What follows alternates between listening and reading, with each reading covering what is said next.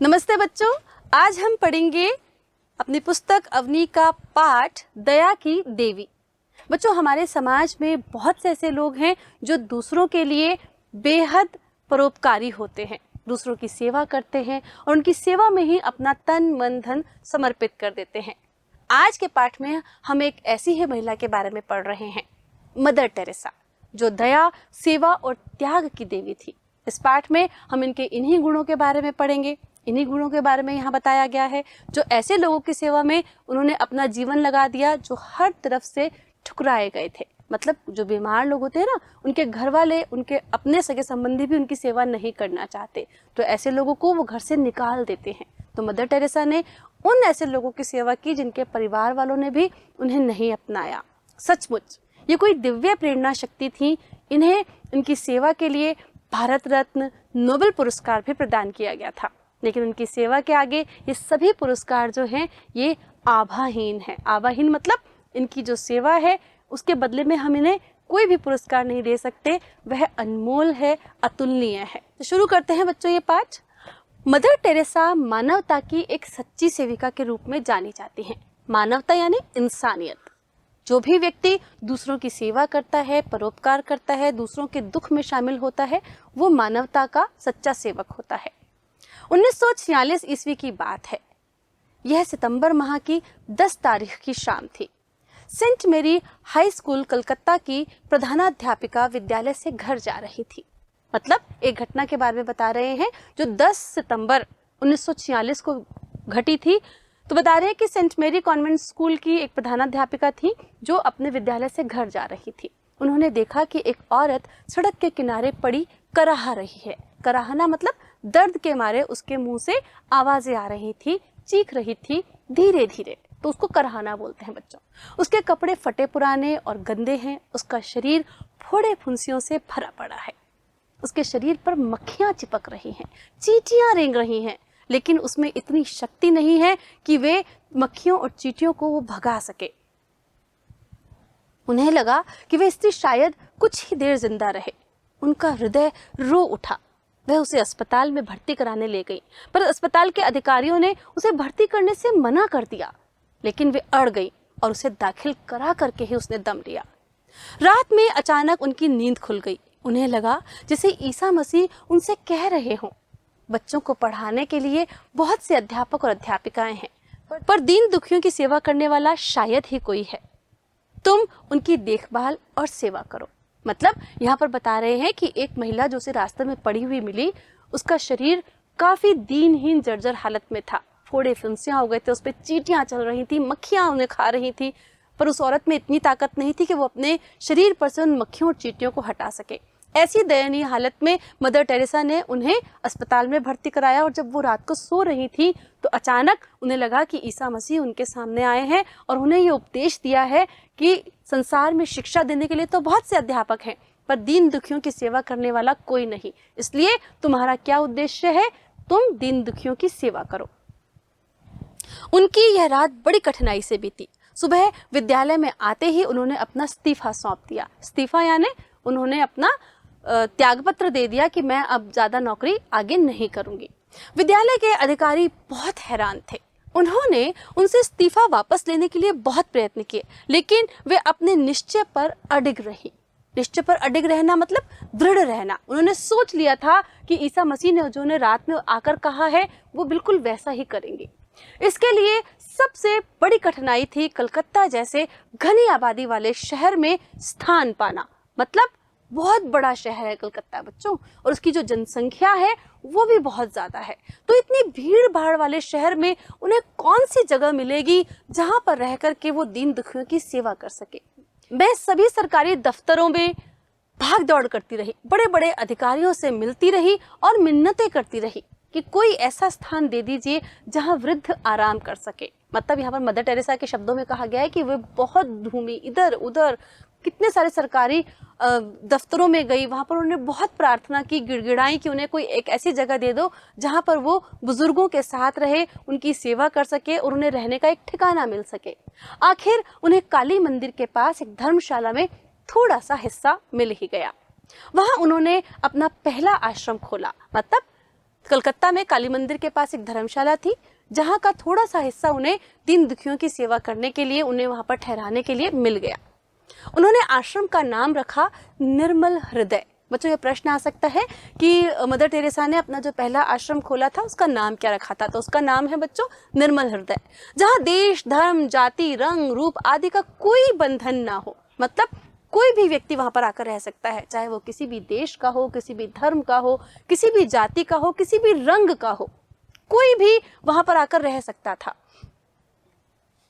किसी के प्रति घृणा, द्वेष या भेदभाव ना हो। घृणा मतलब नफरत ना हो किसी के लिए, सब समान थे वहां पर। कोई किसी से नफरत नहीं करता था, कोई दुश्मनी का भाव नहीं रखता था, कोई वैर भाव नहीं था किसी के लिए, किसी के मन में भी। किसी के प्रति किसी प्रकार का पक्षपात ना हो। पक्षपात मतलब जब हम किसी एक के बारे में सोचते हैं और दूसरे को छोड़ देते हैं ना, तो उसे पक्षपात कहते हैं। मतलब उनके लिए सब समान थे। असहाय लोगों का उसमें स्वागत हो और वे उसे अपना घर जैसा समझे। किसे बच्चों? निर्मल हृदय आश्रम को। मदर टेरेसा का यही उद्देश्य था कि वह सब लोगों की सेवा कर सके। अब आप सोच रहे होंगे कि उस दयालु महिला का क्या नाम था? अरे भाई, मैं पाठ में बहुत बार बता चुकी हूँ कि वो दयालु महिला कौन थी, प्रधानाध्यापिका कौन थी? Mother Teresa. और वो कहाँ की रहने वाली थी? उनके बचपन का नाम था एग्नेस गोवंसा बोजाक्स्यू। मतलब उनका जो बचपन का नाम था वो बहुत बड़ा था बच्चों। एग्नेस गोवंसा बोजास्क्यू उनका नाम था। नन बनने के बाद उन्होंने अपना नाम रखा टेरेसा। नन मतलब ईश्वर की सेवा में समर्पित महिलाओं को नन कहा जाता है, तो उन्होंने अपना नाम रखा टेरेसा। बाद में उन्हें मदर टेरेसा कहा जाने लगा। मदर क्यों? क्योंकि उन्होंने काम ही इतने अच्छे किए थे। वो पूरे संसार की माँ थी। पूरे संसार के दुखियों की वो ऐसे सेवा करती थी जैसे माँ अपने बच्चे की करती है, इसलिए उन्हें मदर टेरेसा बाद में कहा जाने लगा। मदर टेरेसा का जन्म 27 अगस्त 1910 को यूगोस्लाविया के स्कोप्जे नगर में हुआ था। उनके माता और पिता अल्बानिया के निवासी थे। 18 वर्ष की अवस्था में ही वे नन बन गई थी। मतलब वो ईश्वर की सेवा में लग गई थी, धर्म की सेवा में लग गई थी। डबलिन में उन्होंने धार्मिक शिक्षा ली और 1929 ईस्वी में वो कलकत्ता चली आई। वे सेंट मेरी स्कूल में भूगोल की अध्यापिका नियुक्त हुई। नियुक्त मतलब उनकी जो पोस्टिंग हुई थी वो भूगोल की अध्यापिका के रूप में हुई थी। इसके बाद वे उसी विद्यालय की प्रधानाध्यापिका बन गई थी। आप जान ही चुके हैं कि 10 सितंबर 1946 को उन्हें दीन दुखियों की सेवा करने के लिए ईश्वर ने कैसे प्रेरणा दी थी। मतलब हमने इस कहानी में सबसे पहले यही पढ़ा था कि इस तारीख को उन्हें एक महिला सड़क पर पड़ी हुई मिली थी, जिन्हें उन्होंने अस्पताल में भर्ती करवाया और उन्हें ये ईसा मसीह का संकेत मिला कि उन्हें दीन दुखियों की सहायता करनी है। उन्होंने पटना में नर्सिंग का प्रशिक्षण लिया और 1948 में अपना पहला आश्रम कलकत्ता में बनाया था, जिसका नाम हमने पढ़ा था ना, निर्मल हृदय। तब से वे लगातार दीन दुखियों तथा बीमारों की सेवा करने लगी।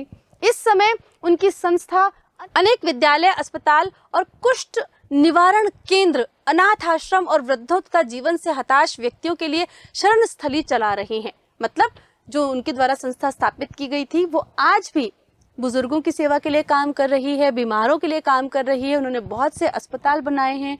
और कुष्ठ रोगी, कुष्ठ एक प्रकार का रोग है बच्चों जिसमें हाथ पैरों की उंगलियां गलने लगती हैं, शरीर गलने लगता है और ये एक छुआछूत वाला रोग है। ऐसे रोगी को कोई व्यक्ति अपने घर में रखना भी पसंद नहीं करता और मदर टेरेसा ने ऐसे कुष्ठ रोगियों की भी अपने हाथ से सेवा की थी। उनकी संस्था भारत के 40 नगरों में और विदेशों में भी कार्य कर रही है। मतलब केवल भारत में ही नहीं बल्कि विदेशों में भी ऐसे लोगों की सेवा करने के लिए उनकी संस्थाओं ने वहां पर अपने आश्रम स्थापित कर रखे हैं। इस प्रकार उनकी संस्था लाखों अनाथों को नया जीवन दे रही है। मदर टेरेसा ने अकेले यह काम शुरू किया था और इस समय हजारों लोग उनके साथ जुड़कर यह काम कर रहे हैं। मतलब एक आदमी जब आगे कदम बढ़ाता है तो बहुत से आदमी उसके कदमों को सहारा देने के लिए उसके साथ चलने लगते हैं। यहाँ पर भी यही हुआ बच्चों। मदर टेरेसा ने पहले अकेले ये सारा काम करना शुरू किया था, बाद में उनसे लोग जुड़ते चले गए और आज देखिए 40 संस्थाएं उनके लिए ये काम कर रही हैं। हालांकि आज वो इस संसार में नहीं है, पर उनसे मिली हुई प्रेरणा से लोग उनसे जुड़ते चले गए। मदर टेरेसा एक दुबली पतली बूढ़ी कोलकाता की सबसे लोकप्रिय महिला थी। लोग उन्हें श्रद्धा से गंदी बस्तियों की मालकिन, दया की देवी, गरीबों की वाणी आदि कहकर पुकारते थे। उनकी अद्वितीय सेवा के लिए उन्हें विश्व के सबसे बड़े गौरव नोबेल पुरस्कार और भारत के सबसे बड़े सम्मान भारत रत्न से सम्मानित किया गया। इसके अलावा विश्व की कई संस्थाओं ने भी उन्हें सम्मानित किया। मतलब उनका काम इतना प्रेरणादायी था कि उन्हें केवल भारत में ही नहीं बल्कि विश्व में भी बड़ी बड़ी उपाधियों से नवाजा गया। मदर टेरेसा के लिए हिंदू, मुसलमान, सिख, ईसाई सब बराबर थे। उनकी संस्था में आने के लिए किसी प्रकार का कोई प्रतिबंध नहीं था, उसमें सबका स्वागत है। उनका एकमात्र धर्म था मानव धर्म और एकमात्र लक्ष्य था मानव मात्र की सेवा करना। मतलब उनका जो धर्म था वो सभी लोगों के लिए समान था। मनुष्य की सेवा करना, प्रत्येक मनुष्य की सेवा करना उनकी संस्थाओं का पहले भी धर्म था और आज भी ये संस्थाएं इसी आधार पर काम कर रही हैं। जो लोग उनके पास आते, जीने के नए साहस और उत्साह से भरकर जाते। जब वे मरने वाले लोगों को भी अपनी गोद में सुलाकर कहती, मित्र ईश्वर के पास जा रहे हो, शालीनता से जाओ, तो वो बड़ी राहत महसूस करने लगते। मतलब वो कह रहे हैं कि जो लोग गरीब थे, बेसहारा थे, बीमार थे, जब वो मदर टेरेसा के संपर्क में आते तो वो न केवल ठीक होकर के जाते बल्कि जीवन जीने का एक नया उत्साह अपने साथ लेकर के जाते। और बहुत से ऐसे लोग भी थे बच्चों जो वहां रह करके मृत्यु को प्राप्त करते थे। जब उनका ऐसा समय आता था तब भी मदर टेरेसा उन्हें बड़े ही शांत भाव से समझाती थी कि आज तुम अपने वास्तविक घर में जा रहे हो, आज तुम ईश्वर के पास जा रहे हो, इसलिए बड़ी शालीनता से जाओ। तो जो मरने वाले व्यक्ति होते थे वो भी बहुत राहत महसूस करते थे और इतना तड़पते नहीं थे, इतना दुखी नहीं होते थे। मदर टेरेसा का कहना था कि मेरे पास दौलत की कमी हो सकती है पर प्यार की नहीं। प्यार जीने का बहुत बड़ा सहारा है। यदि किसी व्यक्ति को प्यार मिल जाता है तो उसमें अपने आप जीने की चाह जाग जाती है। अब ये बात जो थी मदर टेरेसा के मन की बात थी कि लोगों को प्यार की आवश्यकता है, धन की नहीं। बहुत से बच्चों ऐसे लोग होते हैं जिनके जीवन में माता पिता उनका साथ छोड़ जाते हैं, ईश्वर के पास चले जाते हैं, वो अकेले रह जाते हैं, तो वो अपने जीवन से हार जाते हैं, टूट जाते हैं। और जब जीवन जीने का उत्साह ही किसी व्यक्ति में नहीं होता तो वो बहुत ज्यादा निराशा में आ जाता है। ऐसे लोगों को भी मदर टेरेसा क्या सिखाती थी कि एक दूसरे को प्यार देना सीखो, क्योंकि प्यार ही जीवन जीने का एकमात्र सहारा है। मदर टेरेसा की मृत्यु 5 सितंबर 1997 ईस्वी को हो गई, किंतु अपनी सेवा भावना और मानव मात्र के प्रति प्रेम के कारण आज भी वे हम सबके बीच अमर हैं। उनके लिए क्या कहा गया है? मानवता की सेवा की और सबको बांटा प्यार, मदर तुम्हारा ऋणी रहेगा यह सारा संसार। वास्तव में मदर टेरेसा ने हमको जो सिखाया है शायद ही कोई महिला होगी जो हमें सिखा सके। बच्चों, एक वक्त था जब हमारे भारत देश में प्लेग नामक महामारी फैली थी। उस प्लेग से बहुत से लोगों की मृत्यु हुई, बहुत बड़ी जनसंख्या काल का ग्रास बन गई, पर उस वक्त भी मदर टेरेसा ने लोगों को अपने यहाँ शरण दी, उनकी स्वयं सेवा की। उन्हें ये डर कहीं नहीं सता रहा था कि इनकी सेवा करके कहीं मैं भी बीमार ना पड़ जाऊं, कहीं मैं ना मर जाऊं, लेकिन उन्होंने निस्वार्थ भाव से सभी लोगों की सेवा की।